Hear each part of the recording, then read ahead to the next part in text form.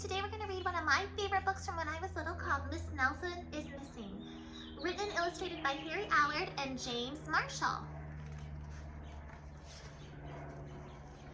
The kids in room 207 were misbehaving again. Spitballs hung to the ceiling. Paper planes whizzed through the air. They were the worst behaved class in the whole school.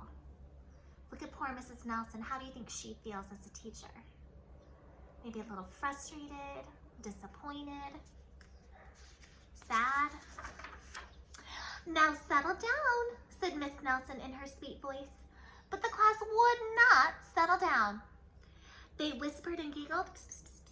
They squirmed and made faces. Oh, they are not respectful listeners, are they? They were even rude during story hour. Oh, no.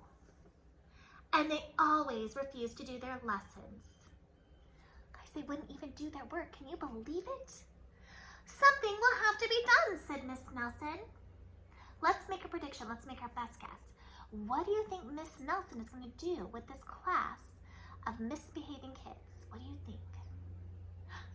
Maybe she could take away their recess. They could have a timeout. Maybe she could call their parents. We're going to have to read on to see what she does. The next morning, Miss Nelson did not come back to school. "Wow," yelled the kids. "Now we can really act up." They began to make more spitballs and paper airplanes. "Today, let's just be terrible," they said. "Not so fast," hissed an unpleasant voice. Look at the kids. Who do you think that unpleasant voice could be? Remember, Miss Nelson didn't show up. Could it be a substitute? Could it be a principal? I don't know. Let's turn the page and find out. A woman in an ugly black dress stood before them. "I am your new teacher, Miss Viola Swamp." And she rapped the desk with her ruler. "Where is Miss Nelson?" asked the kids. "Never mind that," snapped Miss Swamp. "Open those arithmetic books." Miss Nelson's kids did as they were told. And look, Miss Viola Swamp has a list. Work to be done. Number 1, math. Number 2, poems. Number 3, English. Number 4, history. Number 5, geography. Oh, she looks like she means business. She looks kind of mean. But the kids are listening to her. They could see that Miss Swamp was a real witch. She meant business. Right away, she put them to work, and she loaded them down with homework. Look at all that homework, guys. So they're doing what she told them to do, right? They are afraid of her. "We'll have no story time today," said Miss Swamp. "Keep your mouth shut," said Miss Swamp. "Sit perfectly still," said Miss Swamp. "And if you misbehave, you'll be sorry," said Miss Swamp. The kids in room 207 had never worked so hard. Days went by and there was no sign of Miss Nelson. The kids missed Miss Nelson.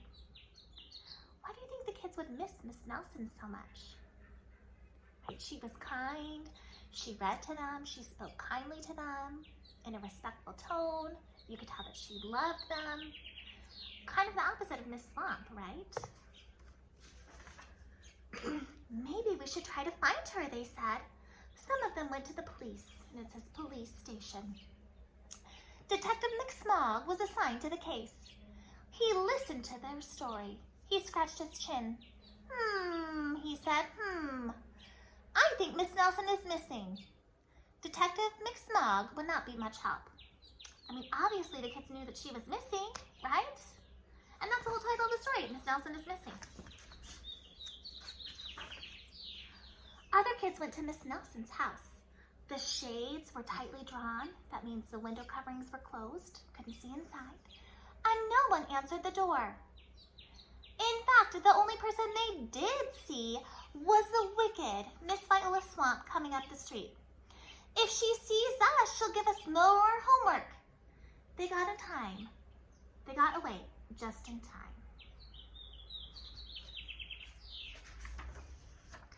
Maybe something terrible happened to Miss Nelson.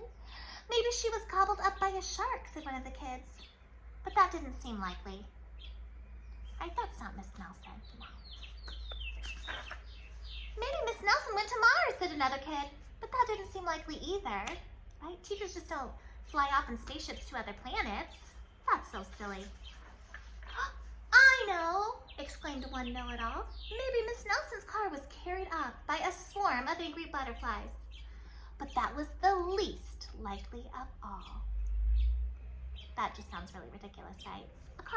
A swarm of butterflies can't carry a car. The kids in room 207 became very discouraged.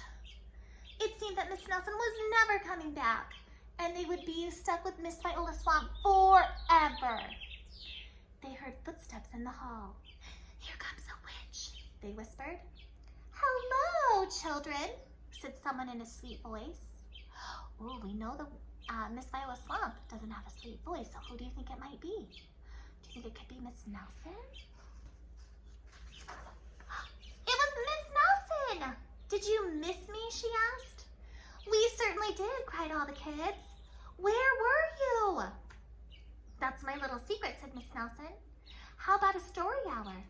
Oh, yes, cried the kids. Miss Nelson noticed that during story hour, no one was rude or silly. What brought about this lovely change, she asked. That's our little secret, said the kids.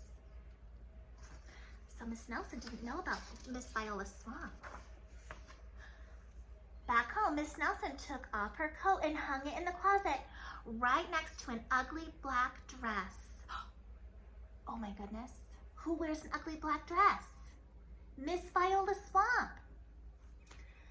When it was time for bed, she sang a little song. I'll never tell, she said to herself with a smile. And I'm looking at the picture and I see the dress and I also see a wig. And then do you remember when they went to Miss Nelson's house? And they saw Miss Swamp walking by her house? I'm thinking, do you think Miss Swamp was really Mrs. Nelson dressed up and she was trying to teach them a lesson? I do. P.S. Detective McSmog is working on a new case. He is now looking for Miss Viola Swamp. The end. There are a couple other books in the Miss Nelson is Missing series, so check back on our YouTube channel often. Bye, guys.